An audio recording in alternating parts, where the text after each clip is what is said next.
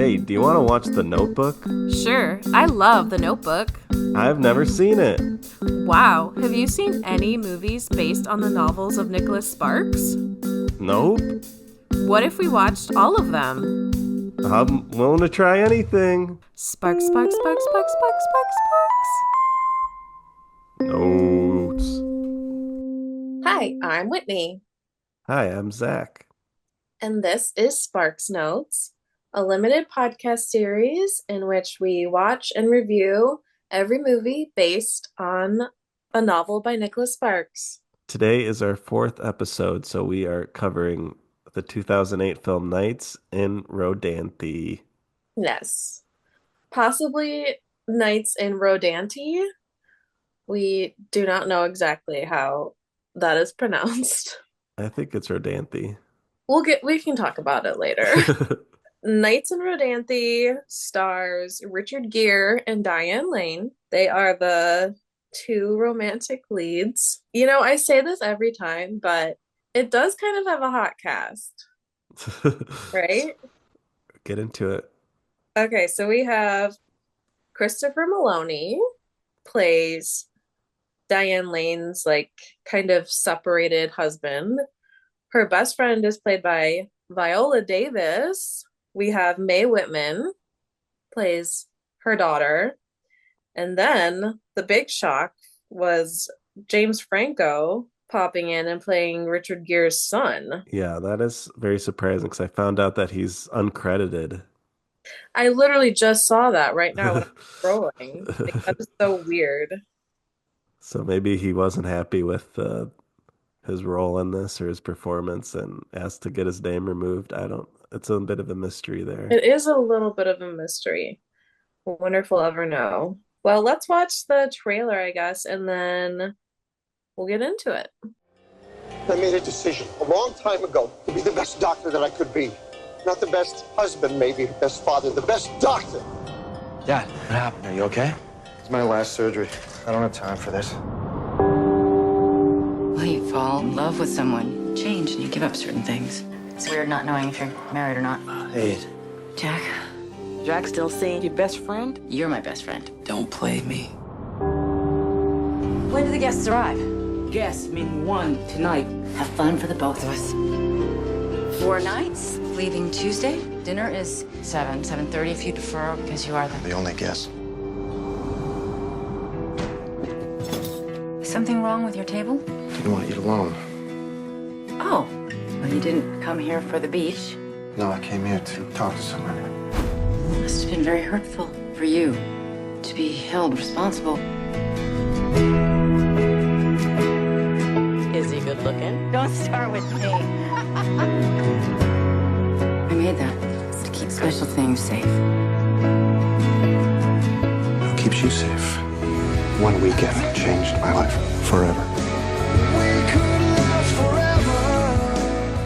So what were your expectations going into Nights in Rodanthe?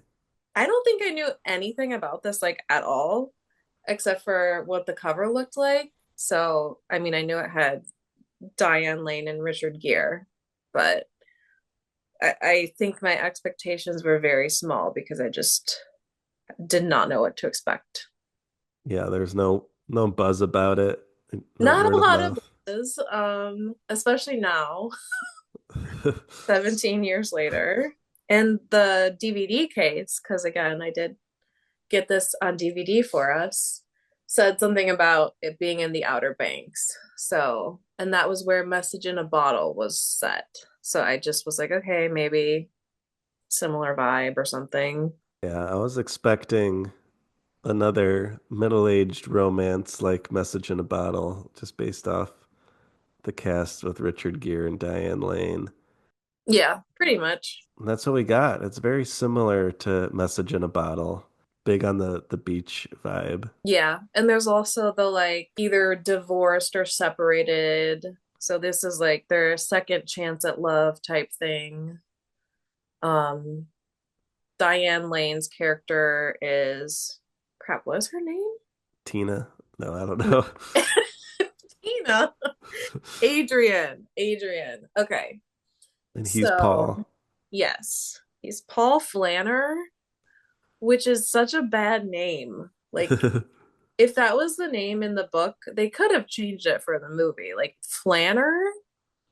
You know what, though, that I just realized? It's like a French word called flaneur, means someone that just kind of like walks around aimlessly. So I wonder if there's like some weird connection to that. Yeah, he does seem a little lost when he shows up. He's a little aimless. Like he has an aim, but like he's struggling to get there, I think. He's single and he has a son that doesn't want to talk to him, played Hmm. by James Franco. So Diane Lane is Adrian. She's separated from her husband, who is played by Christopher Maloney. He cheated on her, and they have two kids who are like going to stay with him for a weekend or something. And Adrian is going to help out her best friend, Viola Davis, with her like inn that she runs. Bed and breakfast. Yeah, like a bed and breakfast, a thing on the beach. And I think there's like a mention really briefly that this one guest is coming and they're paying like a lot of extra money or something to stay there because it's the off season. And like Viola Davis can't be there, so Diane Lane's gonna like run the inn for the weekend. And of course, the guest is Richard Gere. So that's how they meet. And you find out that Richard Gere is there for like a reason. And there's this kind of bad thing that happened. He's a doctor and Yeah, he's a surgeon, and yeah, he had a surgery that went wrong, and the patient died on the table, yeah. and I guess he's getting sued for it. So it was a woman who died, and her husband supposedly wrote him a letter saying like he wanted to talk or something. And this is where the family lives. So that's why Richard Gere, Paul Flanner, I should say, comes down to Rodanthe so that he can like have this conversation or whatever. And he also says that his son, James Franco, is also a doctor and was like there at the hospital when it happened. And he didn't like how Paul handled it or something. And then they're now like estranged. Yeah, I was a little confused about exactly what happened with them, but Yeah, I felt like I missed something, but it's very possible that I did. I mean, we said right away, we're like, we're gonna have to watch this twice because there's so much information, conversations. yeah, So I guess neither of us had a lot of expectations, except for that maybe it would be kind of similar to Message in a Bottle, and kind of was. I thought maybe it might be a little steamier because it's called Nights in Rodanthe. I'm like, oh, the nights are probably going to be filled with fucking and all that. Are we allowed to But say the F word? filled This with fucking and podcast, sucking. this podcast is rated R. The movie was only rated PG-13 though. For sensuality. That was all it said, sensuality. The way that they describe things in those ratings is crazy. So I'm like, what is sensuality? Yeah. I mean, they do have one bedroom kind of sex scene, but it's all like cross-faded and it's kind of, they're just like kind of kissing. There's no real Yeah. thrusting or anything. Yeah. Very limited thrusting. You see like Richard Gere's bare chest, maybe. Yeah. No butt shots. Yeah, the most sensual part was like the morning after when they're in bed and like they're like both naked and you can see Diane Lane's cleavage a little bit and he's like kind of like touching different parts of her body and saying like it's like a road map. Oh yeah. I didn't even notice her cleavage. Wow. I was zoomed in on it. I I was like, was like, are we gonna see some nip? But I couldn't see any nip, but I feel like you're getting kind of crazy on this episode. What happened? I don't know, Nights in Rodanthe got me hot and bothered. I mean, it's more like what didn't happen got you bothered. So What did you like about this movie? I like that it's only 97 minutes, so it's not big of a time commitment. You're in and you're out. Yep, just like they were. I also like the scene of them throwing away cans from the pantry. Oh yeah. That was a lot of fun. They're just like throwing it into like a little can. Yard or lard and succotash. This is going in the trash. Yeah, she was like complaining that Viola Davis's character has all this like canned food like stocked up for hurricanes, but it's all really like expired and old. So she just like starts throwing it away, but like literally throwing it across the room. hmm And she was getting like every toss went right in that trash can. So Yeah, they kept cutting to the same shot of like a can going in the can. So like yeah. So maybe there's some like history of athleticism there that we didn't know about. yeah, that's interesting to think about. Yeah, that was kind of fun. That's like the first time anyone in this movie like smiles or like has a good time. Yeah. I mean, Viola Davis is having a good time. She's like the fun friend. That's true. She runs this inn and she's like out of town. Yeah, and she's like has like some steamy lover or something when she's on the Yeah. phone. It's very hard to tell what she's doing. She's just like, "Oh, everything's great." And this just like hot man walks up speaking French and like gives her a drink or something. I want to see that movie. That movie seems better. Honestly, that's actually like a great idea. Like, can we go back? Could we see the Viola Davis side of things? Yeah, I like that idea. It's like how Stephanie Meyer, I'm sorry, I can't not say this, but how she rewrote Twilight from Edward's point of view. But like, can we rewrite Knights in Rodanthe, but from Viola Davis's point of view? What were your favorite parts of Nights in Rodanthe? This could be just because I wasn't paying enough attention during the credits, but I was like surprised by a lot of the cast. hmm Um, when Mae Whitman showed up, I love Mae Whitman. From So Arrested Development, that's what I know. Well, she's also in Scott Pilgrim.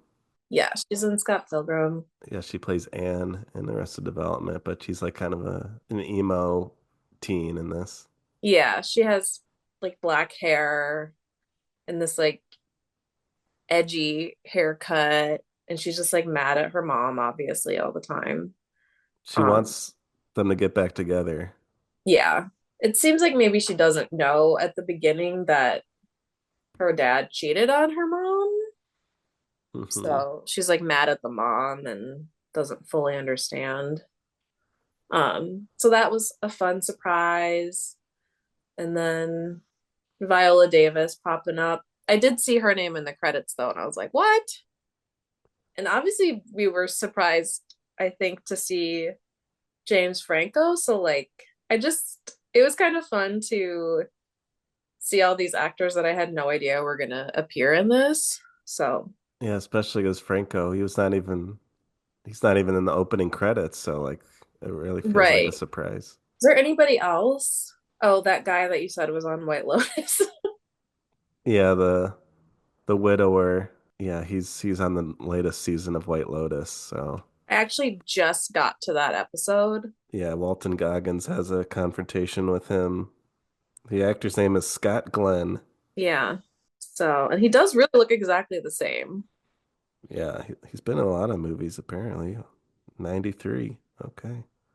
Wow. Oh yeah, also Becky Ann Baker from Freaks and Geeks, Oh and yeah. she pops up for a little bit. Yeah, that was a really tiny role. She's just like she like runs a store in town and Diane Lane goes in there to get some hurricane supplies because there's a storm brewing. But there wasn't like a scene that you thought was the best part. I mean, there's stuff that I didn't actually think was good, but I enjoyed because it was like funny. Watching the trailer and seeing the guy kick Richard Gere's car, I was laughing at that. He dented in the car with his kick or something. Yeah, it's the son of the woman that died in surgery.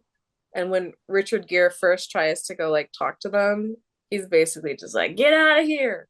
And then he just runs up and like kicks his car while Richard Gere is driving away. Hmm. And it doesn't seem like you would have really done much, but he had like dented the whole door. It just was really funny to me. Yeah. Oh, Yeah, there's some hostile locals in Message in a Bottle as well, which we didn't really talk about, but it's another way these movies are kind of similar that yeah. And love letters. yes. Yeah, there's a whole montage of them sending letters to each other because Richard Gere goes off to Ecuador eventually. That's where James Franco is, and they're sending letters, love letters. So, the return of the letters, Yep.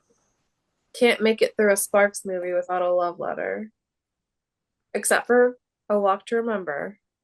I don't think. not a single letter. No, they didn't know how to write that one. Well, they're in high school, they didn't need to. That's true. What was your least favorite moment? This is tough because like most of this movie was my least favorite. It was like, not very good. But I have to throw it back to Message in a Bottle again and say that the crazy way that Richard Gere dies is Yeah. again my least favorite. What the heck is happening? Um, Yeah. yeah, so he's down in Ecuador. He and James Franco are like offering medical services and they're writing their letters and then apparently he's gonna come visit because suddenly Diane Lane is like waiting and she's like waiting for his flight and then she's on the phone with the airline and they're like the plane landed safely and she doesn't know what happens. She just hasn't heard from him. And then James Franco appears on her doorstep and he looks really sad. Yeah. And you know what a sad Franco means. It means Richard Gere died in a landslide or a mudslide. Yeah. Not the best performance by Franco, but he kind of has like an eyebrow cocked and but his eyes are a little watery, so he does look a little bit Yeah, sad. he looks a little sad. His dad is dead. Um, Yeah. but it was another thing where like you don't fully see what happens, and they also don't actually say in words what happens.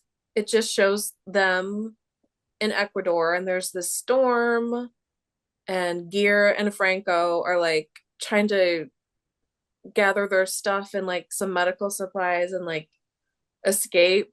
And then suddenly you just see like this mud flowing and Yeah. flooding. Like it kind of like breaks a shed a little bit or like it busts through some Yeah. wood.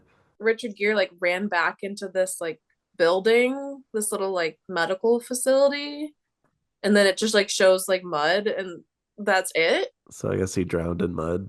maybe. And then again, they don't like say what happened. He went down. Yeah, that's exactly just like what Paul Newman says in Message in a Bottle. He says he went down and that's it. Like, what did James Franco even say? Nothing.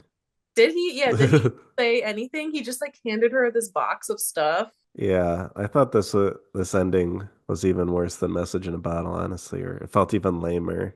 I agree. It was felt, I mean, they both felt really unnecessary, but I do think this one was even worse. Yeah. Yeah, at least Message in a Bottle kind of makes sense because he's like, well, it's like a sailing incident and he's like a sailor Yeah. guy. Like, you know, he goes out on the water. That's the thing that he does. But a mudslide just felt very random and it just like felt like Nicholas Sparks, like, oh shit, I gotta figure out a way to kill Richard Gere real quick. Because Maybe that's how I need to end all my movies is with somebody dying. maybe he had a spinning wheel or like A something. We wheel like of death. a jar. And it was like one mudslide and then he spins a wheel and it's like Ecuador. Like otherwise, where does he get these things? I don't know. Yeah, it was really bad, really dumb. Yeah. Did you have anything else that you really didn't like. Yeah, I just wrote down the mudslide thing just felt really lame. And like the shots they show of the mudslide, like it doesn't even look like that bad or it doesn't look like enough to like kill somebody.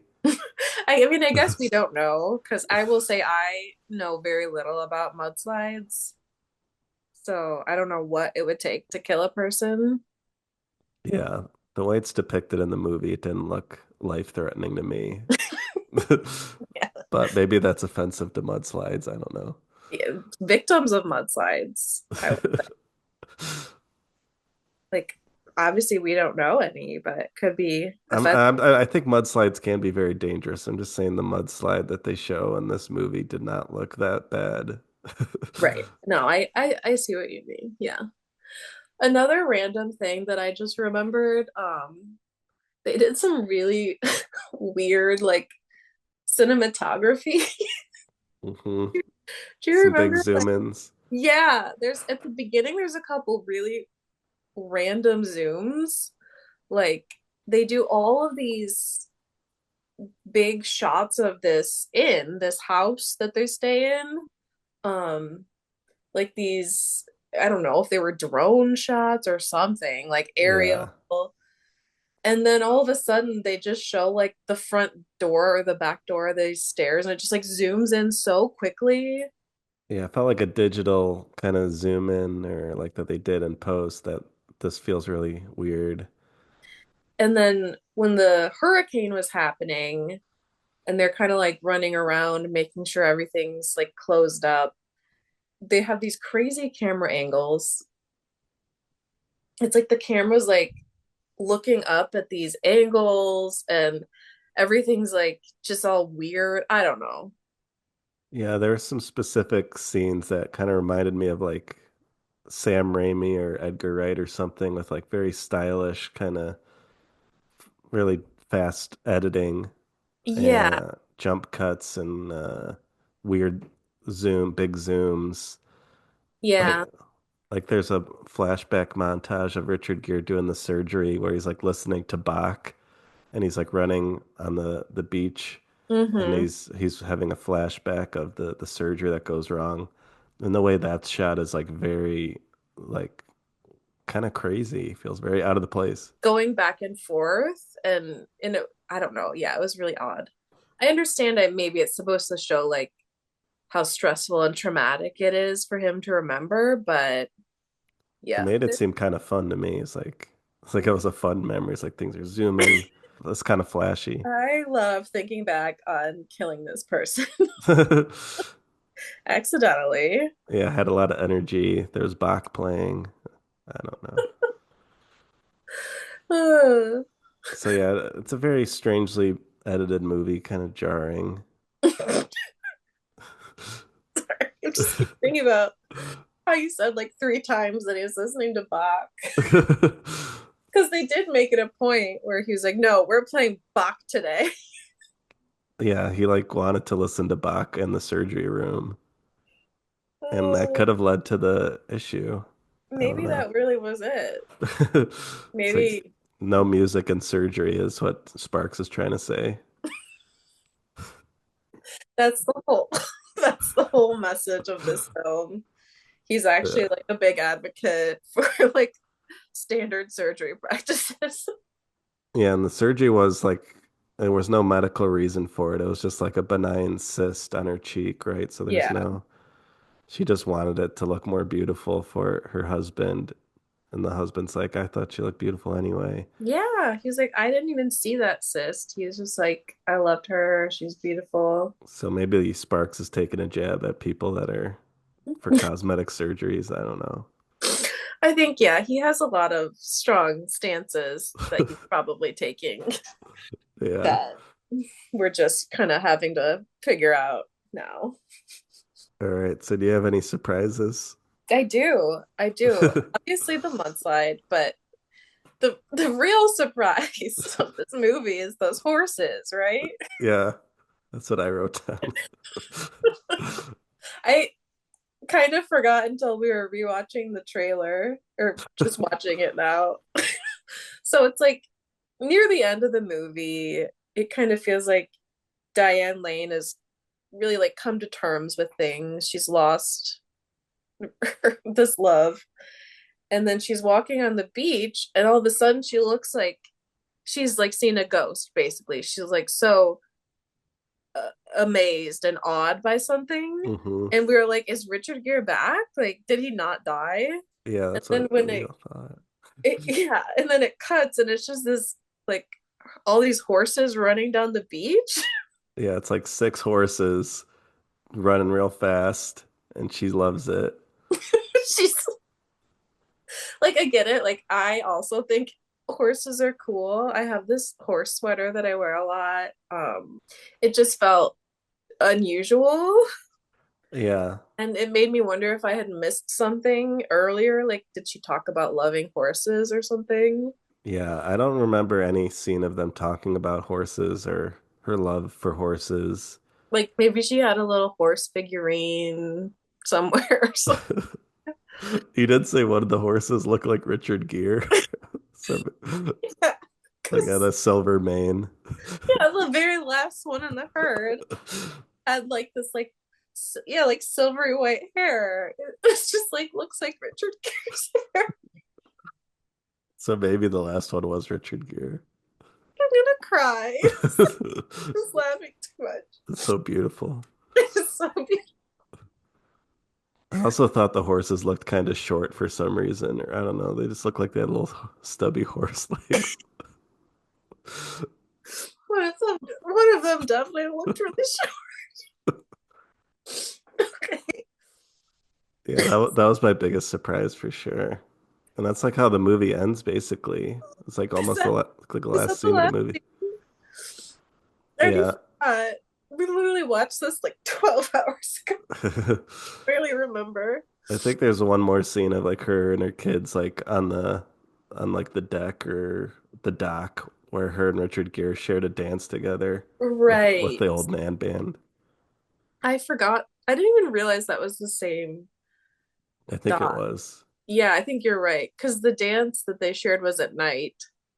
And Hmm. then that last scene was obviously during the day, but they also shot it from like a really different angle and Hmm. style. So I didn't really put that together. I did like the old man band. That's true. That band that played while they were dancing, they had a washboard. What else A did violin, good violin? fiddle Yeah. player. Yeah, that guy was fiddling his heart out. And the singer was this, he looked like he was like in his 80s or something, but he sounded great. Yeah. Yeah, that was actually quite fun. I liked that. And it made me think of my grandpa. It's your grandpa's singer. He was a singer, he was a musician. He mostly played guitar, but as I mentioned, he could also play spoons Nice. and harmonica. So reminded me of him. Yeah, that was a highlight. Okay, I think I've stopped crying. So maybe we can move on. I want to mention that, well, first of all, there were no special features on the DVD, which was disappointing. Yeah, especially after all the glut of bonus features we had on Message in a Bottle. Yeah, we were essentially drowning on the features in that one. Like Kevin Costner. Exactly. And there was literally nothing on this one. So we went to YouTube to see if we could find anything like deleted scenes or anything. And there was nothing. Hmm. So they really were not pushing this movie.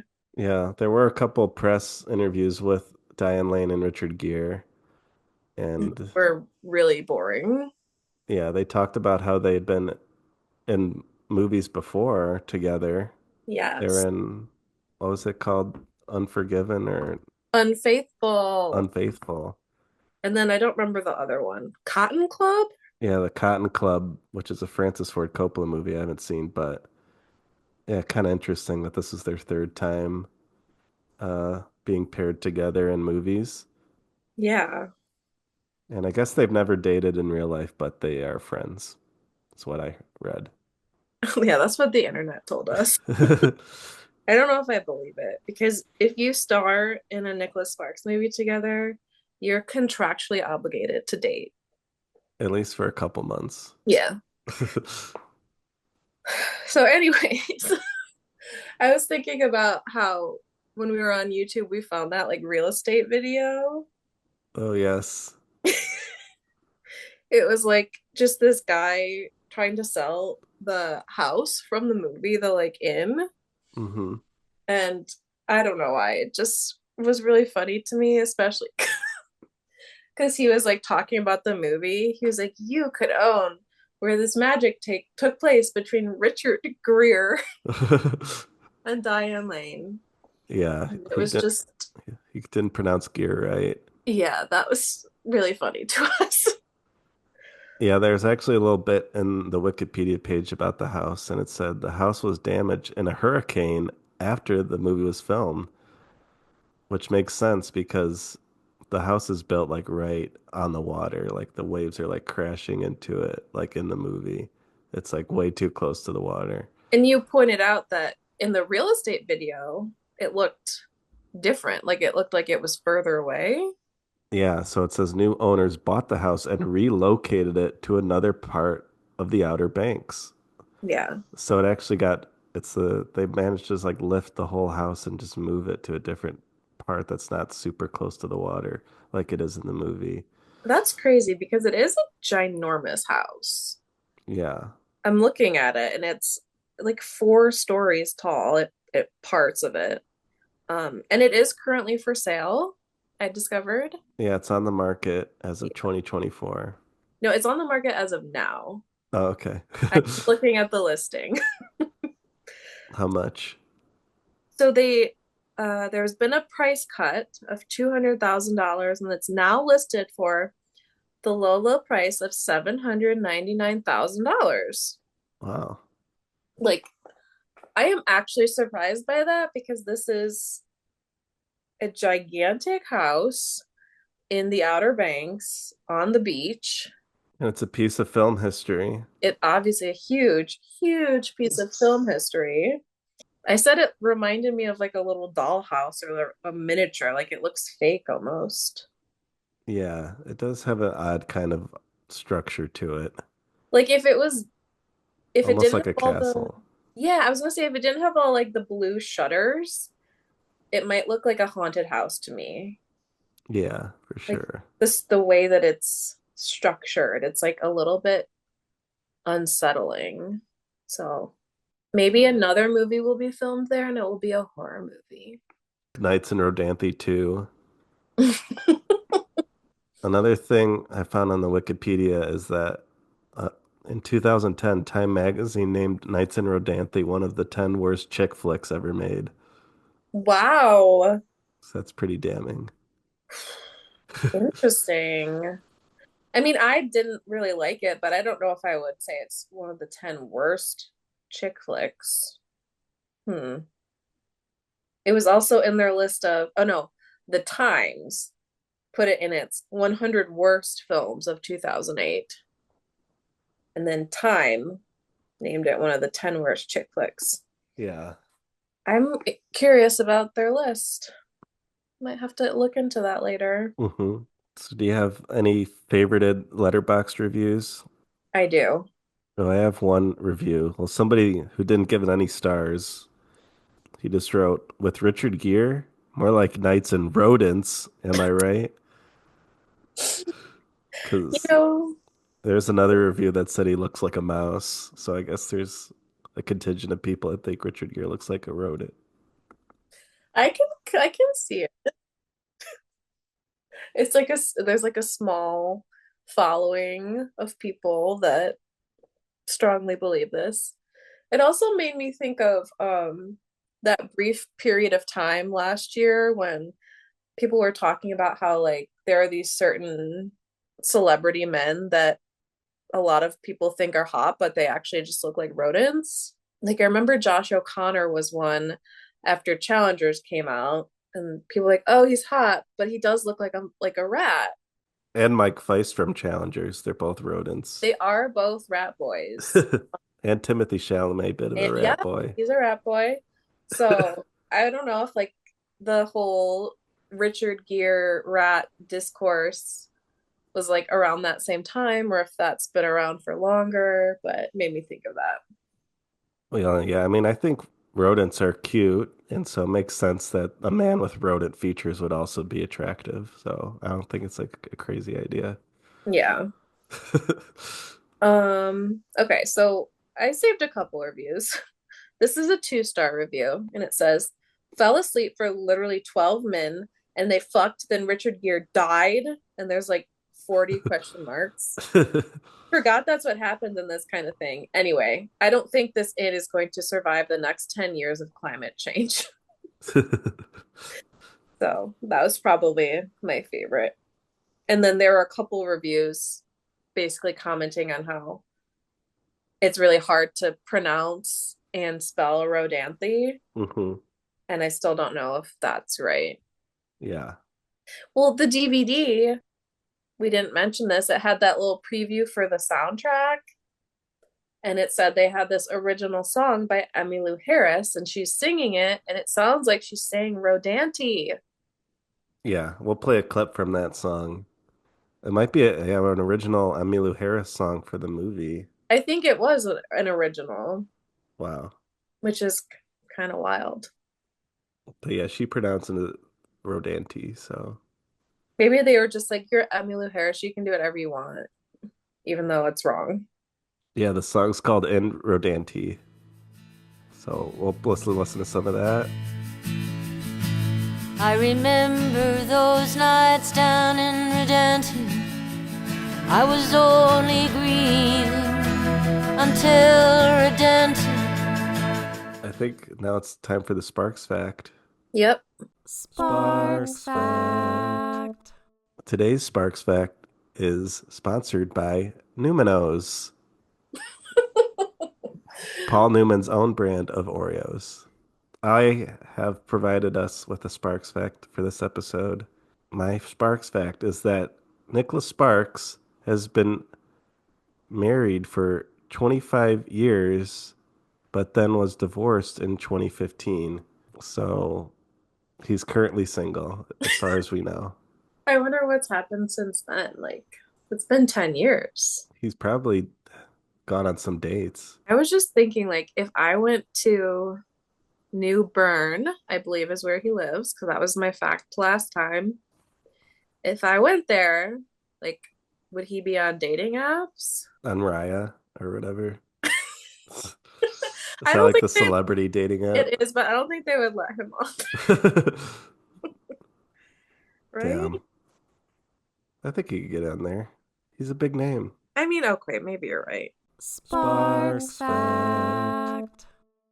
Should we mention our foray into Charlie Tahan's filmography?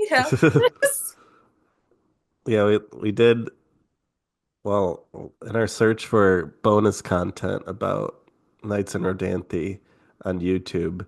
We stumbled on the premiere, and there was like one reporter reporting on the premiere of Nights in Rodanthe, interviewing the actors, and they Yeah, talked to she was for sure the only reporter there. yeah, and she talked to Tahan, who plays the son of Diane Lane, who doesn't, I don't think, had a single line in the movie. They just show him playing video games and talks about how he enjoys his solitude.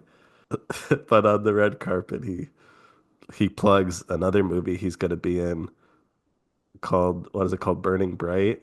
Yes. Charlie, you are very successful these days. You've just completed a horror film. Let's talk about that before getting into Nights in Rodanthe. Okay. Well, I played an autistic kid in the movie, and I'm trapped inside a house during a storm with a tiger, and I'm not really aware of the tiger because I sort of like it because I'm severely autistic, and so she's trying to like pull me away from the tiger, but I sort of want to like pet it, and I want to play with it, but then I realize it's bad. And we're like, this sounds good. And we saw that it was free on YouTube with ads. So we just started watching it. Yeah. And it sure was free with ads. There were a lot of ads, and it was an insane movie. Yeah, it was kind of a low budget horror movie, but it's like, what if a tiger in your house? And what if the tiger was hungry? And also, what if your stepdad was trying to kill you with a tiger so he could get a payout on your life insurance policy? But yeah, Tahan was kind of lying because he was autistic in the movie, but I don't think it was depicted very thoughtfully. But he never, there's like no scenes of him like thinking he's friends with the tiger, which was kind of sold us on it. So that was very misleading. Yeah, but we still watch the whole. Yeah, I gave it 2 stars. You did? I think probably give it 1. Speaking of, how did you rate Nights in Rodanthe? I also gave it 2 stars. I gave it 2.5, but I think I want to change it to 2. It wasn't terrible, but it was pretty bad. It's my least favorite so far. Yeah, I agree. It's the worst one we've seen. We still have some work to do, so who knows? It was very reminiscent of Message in a Bottle, but I thought Message in a Bottle was more charming and interesting. Pretty weak, I would say. I'm not really interested in more from George C. Wolfe, the director, but oh, wow. This is surprising. He did that movie Rustin that Oh came yeah, out. that got some Oscar buzz. I didn't see it, but it stars Coleman Domingo, who I love. He also did Ma Rainey's Black Bottom, which is also starring Viola Davis, and I think Oh, Chadwick Boseman's last performance. Haven't seen it, so well, this is actually kind of interesting that a black director made this movie because all of Nicholas Sparks' movies are so white. yeah. There's like sometimes one side character who's black, and sometimes it doesn't seem very realistic. Yeah, Viola Davis has been the most in this movie has been the most notable black character for sure in any Nicholas Yeah. Sparks thing we've seen so far. I felt like the Shane West's friend in A Walk to Remember was black, but it just felt like he was just like this caricature best friend goofball. Yeah. Yeah, worth shouting out. Yeah. Well, I'm sorry that I said I wasn't interested in the works of George C. Wolfe. That was really wrong of me without seeing what else he had done. Because who knows? Maybe some of these are pretty good. Yeah, I'd be interested to check out Ma Rainey's. Seems kind of fun. But yeah, I think that wraps up for our convo on Nights in Rodanthe. Next up is going to be Dear John, right? Yes, Dear John. There's 2 Sparks films that came out in quick succession in 2010, but the first one will be Dear John. So we will see you for that one. Yes. Thank you for listening to Sparks Notes. Thank you. All right, bye.